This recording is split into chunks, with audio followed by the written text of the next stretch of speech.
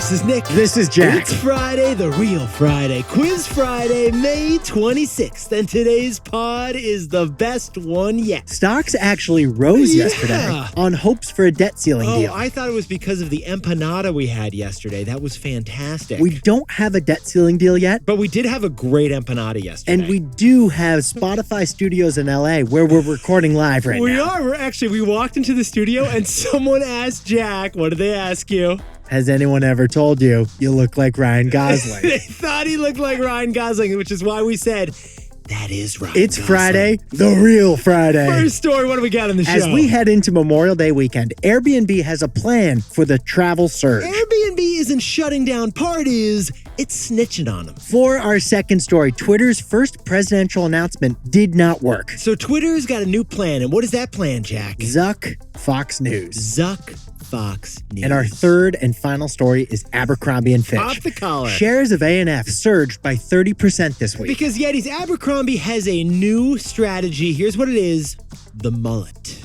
But before we hit that wonderful mix, Yetis. The perfect mix to go into the weekend with. Gosling aside, it's Friday, the real Friday, which means it may be your date night. It may be date night. You may be going out on a hot date tonight. So Nick and I have a conversation topic for you two. Here's what you're going to do, Yetis. When you start the date, you should open up with this question.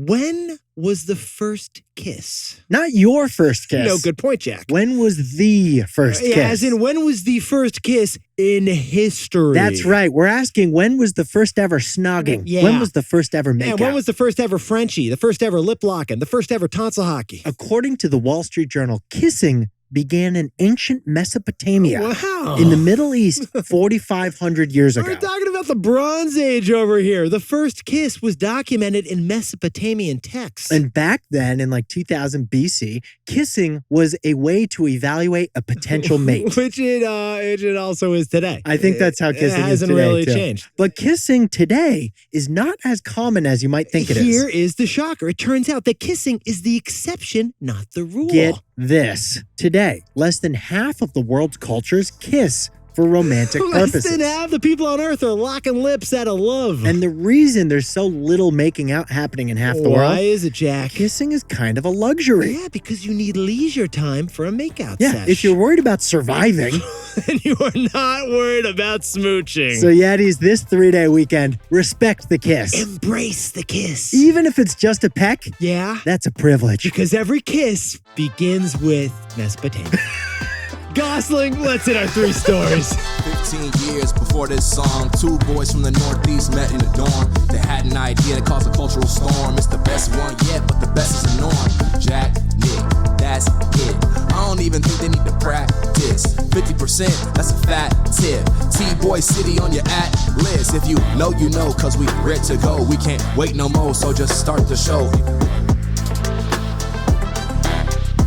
Start the show. For our first story, Airbnb just announced a new anti-party crackdown heading into Memorial Day weekend. No bouncies, no re-racks, Yeah. no BTBs, no more. Yetis, you're probably sitting in Memorial Day weekend traffic right now. Yeah. Aren't you? Well, Airbnb this Memorial Day weekend has completed their maturity evolution. Yes, they have. Airbnb has gone from party animal to party pooper to snitch. Bring us back to 2020. Early in the pandemic, Airbnb temporarily banned parties at all Airbnbs. Jack and I covered it on this pod. Airbnb became a party pooper. It was the pandemic, and every party was a potential super spreader event. If you were going to that condo with a crew, you were coming out with COVID. Well, a couple years later, 2022, Airbnb made that party ban permanent. We also covered that on this pod. Airbnb became a permanent party pooper. But to permanently ban parties, Yes, Jack? Airbnb had to define what is a party. Yeah, which meant getting the lawyers involved. How do we describe a party, Jack? They didn't ask McLevin. No. They actually just decided that if there's more than 16 people, that is a party. And they decided that if there is loud music, that is a party. If there's smoking, trespassing, vandalism, yeah. strangely, that's a party in Airbnb's books. Honestly, if our buddy Timmy's involved, it's probably a party and it's probably banned. But yesterday, Airbnb took it one step further. They're going full snitch. Yetis, here's why Jack and I had to cover this story.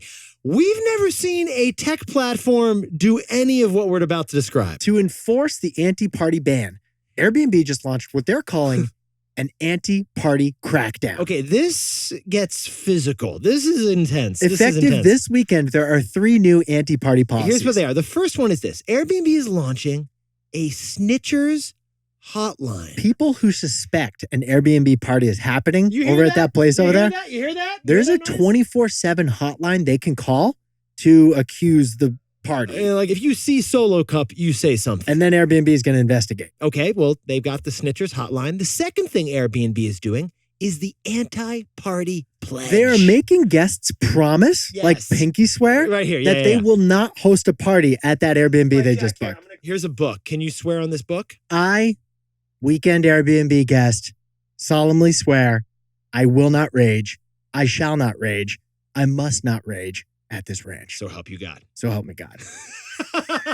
So Yetis, that brings us to the third and frankly the most shocking out of all these Airbnb changes. They're giving hosts free noise detectors that they can plant inside their place to monitor the situation while they're gone. We repeat, Airbnb is sending you a free noise detector in case you're worried about parties from your neighbors. So you might be like away for the weekend and you Airbnb'd your place. Wow. You can listen in and be like, honey, does that sound like ping pong balls bouncing? Did someone say re-rack? I swear I heard someone say re-rack. Who are you going to call? The snitch hotline.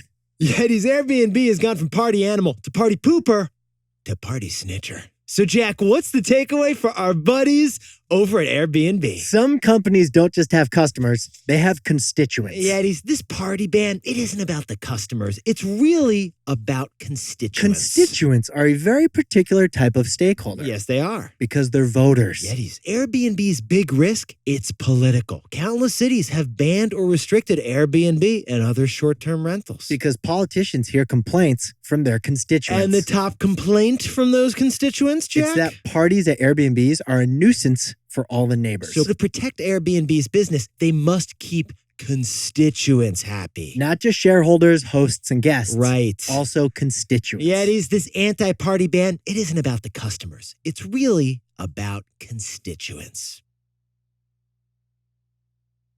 For our second story, Twitter just botched its first ever presidential moment. But we've realized that Elon has a new mission for Twitter. And what is it, Jack? Become Fox News 2.0. Yetis, let's go back to Wednesday. Jack and I just landed, and it was going to be Twitter's biggest moment in the Elon Musk era. That's because Governor Ron DeSantis of Florida was going to announce his candidacy for president on Twitter. Now, let's sprinkle a little context here. We're not talking just a tweet. We're talking a Twitter Spaces live audio event. Not just any Twitter Spaces live audio event, one hosted by Twitter's still CEO, Elon Musk. And how'd it go down, Jack? Twitter blew it. Yeah. The app glitched hard. Like Jack and I were in the studio. We were recording the pod for you, and we were checking our phones. We wanted to see this. But we couldn't see the announcement because 20 minutes in, 600 or 700,000 people were trying to hear the announcement. No one could. But the app was just blank. Because the way it looks, Yetis, Twitter laid off 80% of its employees, and like the app still works. But when it got stress tested Wednesday night for the announcement, it broke under the pressure. They could have used 1 or 2 more employees. 1 or 2,000 more employees. Where's the IT team? There is no more IT team. But Yetis, this reflects a broader theme. Jack and I have been following what's happening at Twitter, and we've noticed that conservative voices are bringing their content to Twitter. First, look at Tucker Carlson, Fox News' former top host. He says he's launching his nightly show on Twitter. And Jack, let's look at the Daily Wire, a network of conservative podcasts who said they're going to start publishing all their pods on Twitter. On the right, Elon Musk has become a hailed figure as the first social media CEO that shares conservative values. And in case you weren't sure about it, last year, Elon Musk said that he would now vote for a Republican for president. Those moves to the right for Elon have actually hurt Tesla's brand. But here's the interesting thing. That move to the right could actually be core to Elon's plan for Twitter. So, Jack, what's the takeaway for our buddies over at Twitter? Twitter's most lucrative future could be as Fox News 2.0. Yetis, in his first year as CEO, Elon tried to find a profit formula for his new social media toy. He hasn't found it, no, but that profit formula may be to take Rupert Murdoch's crown. Okay, here's how we're seeing it. Fox News, it has dominated conservative media for 30 years. Last year, Fox News made $3 billion just in profit. But Fox News is old. It is old. And cable news is incredibly old. It is even older. So conservatives have been searching for a new media home. Well, it's not Rumble or Parler, and it's not Trump's Truth Social, and it's not the Fox News app. But it could be Twitter. It could be. Conservatives are looking for a new app, and Twitter is looking for a new profit. That's why we think Twitter could become Fox News 2.0. And now a word from our sponsor, Mudwater. Yetis, you may assume that we drink a lot of coffee. We get that a lot. This is a pretty high energy show. But full disclosure, this is Nick, and I drink zero coffee. Just not a coffee guy. Mudwater was made for Nick's morning because coffee's just not for him. So, Jack, I like the richness. I love the nuttiness of coffee, but like the caffeine. It's just too much caffeine in coffee. The takeaways would explode if I had 2 coffees a day. Mudwater is the best coffee alternative Nick and I have ever seen. It captures the ritual of coffee that you love, but without the coffee. Here's how it works. Mudwater is made of 4 adaptogenic mushrooms and Ayurvedic herbs. Instead of the coffee bean, Mudwater leans on mushrooms for sustained energy with a fraction of coffee's caffeine. For example, this morning, Jack, to jump in T-Boy style, I whipped up the Mudwater chai, which has that like nutty flavor I like. I actually love my morning coffee routine. I'm not trying to change it, but in the afternoon, I do need a no-caff pick-me-up, and that's when I use Mudwater. And Yetis, it comes with a frother, so you can just go crazy and mix in a whole bunch of things into this stuff. 100% USDA organic, non-GMO, gluten-free, vegan, and kosher certified. So besties, go to mudwater.com/Tboy to support the show and use code Tboy for 15% off. That's MUDWTR.com/Tboy and use code Tboy for 15% off your order. For our third and final story before the 3-day weekend, Abercrombie & Fitch just whipped up a sales record. Get this, Abercrombie stock surged 30% yesterday. Because what's working for Abercrombie is mullets. It's the mullets. Yetis, this summer, the wedding dress code isn't black tie and the wedding dress code isn't cocktail casual. It's not mullets either. No, it's not. What is but it, Jack? It may be Abercrombie & Fitch. Get this. Abercrombie just had what they call historic performance of the Abercrombie brand. The Abercrombie and Abercrombie & Fitch brands saw sales surge by 14% to a record high last quarter. Investors were so excited about this, they drove the stock up 30%. That's because last year in this quarter, they notched a $16 million loss. But this year in this quarter, they notched a $16 million profit. The old flipperoo. Not too shabby. And can we talk about the women's business? I thought you'd never ask, Jack. The women's business at Abercrombie just had their 11th straight quarter of double-digit sales growth. This is the first time we've seen this since Nam. Unprecedented. Cargo pants? Yes. Was referenced 3 times in the earnings Pop call. that collar, Jack. This company's kicking like it's 2003. Somebody play some LFO. Adam, can we play some LFO? I like girls that wear Abercrombie and Fitch. In the last 5 years, Abercrombie has had a rebound for these 3 reasons. Yeah, they dropped the moose. They cut the cologne. And they caught a wave of nostalgia. They also put out the topless male models to pasture, which wasn't a bad call. Jack and I had to retire the abs. But Yetis, here's what Jack and I find fascinating about Abercrombie. Here's what's working. We call it the mullet strategy. The mullet strategy. The mullet strategy. Business in the front, party in the back. Because for the first time ever, 2 trends are converging to power Abercrombie. Both clothing for work Yes. and clothing to celebrate. According to the CEO of Abercrombie, they are no longer a denim-dependent brand. Instead of selling just jeans, they had a record year of sales for dresses. Dresses, like apparently you're loading up on floral prints before wedding season. But the CEO also said they're selling dresses for every occasion, not just weddings. Okay, it's like you're buying a dress for brunch, but you're also buying a dress for that bat mitzvah. Here's the best part, though, for Abercrombie. They also had a record year of sales for workwear. Right, because when you return to the office, you're not hitting it up in Brooks Brothers. You're going in Abercrombie. A top seller for Abercrombie & Fitch last quarter. quarter. This was interesting. It was called the Sloan Work Pant. You can look it up right now. This was actually trending on TikTok. It's called the Sloan Work It Pant. looks like something Emily in Paris would commute to her office in. It does. It's comfortable chic. And frankly, we trust Emily in the boardroom. We trust Emily on everything. We'd even trust her with our takeaway. So, Jack, what's the takeaway for our buddies over at Abercrombie? Consumers are finding comfort in the middle. Comfort in the middle. Yetis, the theme of retail the last decade, Jack and I have been covering this.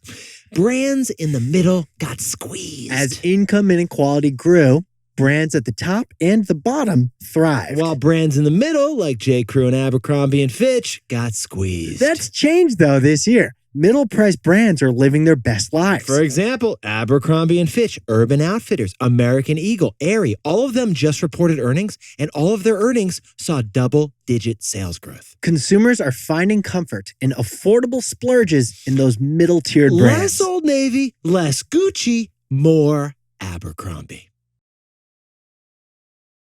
Jack, can you whip up the takeaways for us before Memorial Day weekend? Airbnb is launching an anti-party crackdown this weekend, including a snitching hotline. Because some companies, they don't have customers, they have constituents. For our second story, Twitter. Conservatives are looking for an app. Twitter's looking for a profit. Twitter's potentially lucrative future become Fox News 2.0. And our third and final story is Abercrombie and Fitch. They just reported a record sales resurrection. Because consumers are finding comfort in the middle. Now, time for the best fact yet. This one comes from Jack and me because we decided to whip it up for you. Memorial Day weekend. You may be listening to us from the road right now. Yeah, you could be. And you know what? Jack and I jumped in. We found some travel advice from AAA. Because more of you are traveling this weekend than any other Every weekend. time there's a 3-day weekend, it's like the most traveled weekend in the history of the car. So we got the exact best times to travel this weekend and the exact worst times to travel Jack, this let's weekend. start with the bad stuff. What's the worst time to travel? If you have to travel somewhere this weekend, do not leave on Friday afternoon between 3 and 6 p.m. And do not leave on Monday afternoon between 3 and 6 p.m. You'll be stuck. You'll be swearing. You'll be hitting your steering wheel. If it is 3 p.m. on Friday right now, we are sorry for all the traffic, but we'll keep you entertained. Thanks for listening. On the other hand, Jack, what are the best times to travel If this you weekend? got flexibility on when to drive, hit the road Saturday morning before 1 o'clock. Yeah, Saturday or Sunday before 1 p.m. are the best times to travel, according to AAA. So to avoid traffic, you have to take your 3-day weekend and turn it into a 1-day trip. Yeah, so basically the advice from AAA is to not have a 3-day weekend. Yetis, you looked fantastic this week. Jack and I will see you Tuesday. But Jack, what can you do to stay entertained this I weekend? think we should downgrade AAA to AA plus. Round down. Yetis, if you're stuck in traffic right now, you should go to tboypod.com and play our weekly quiz. It's our 5-question, 1-minute pop biz pop quiz. SDs, celebrate the wins this weekend. Jack, bachelor party continues all weekend long. If you know, you know.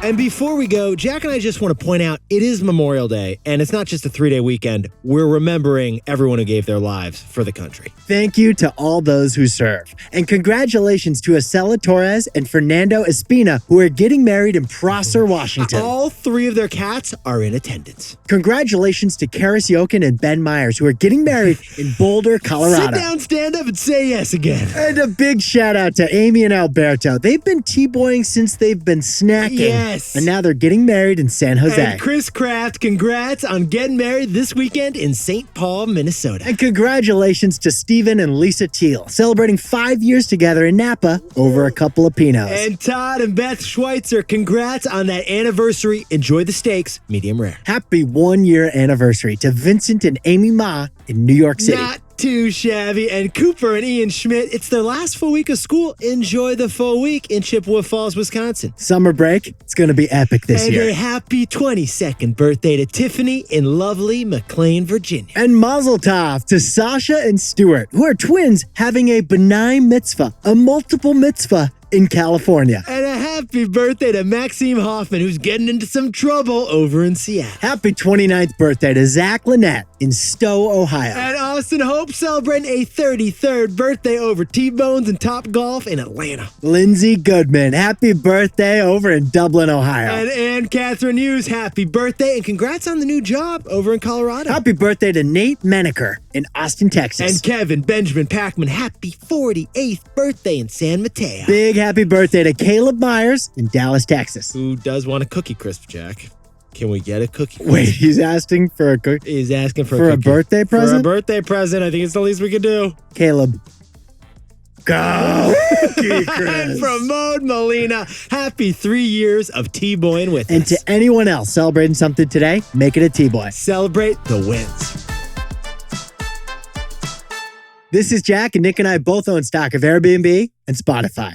And to that guy who asked us on Instagram, yeah, we still do own stock of Peloton.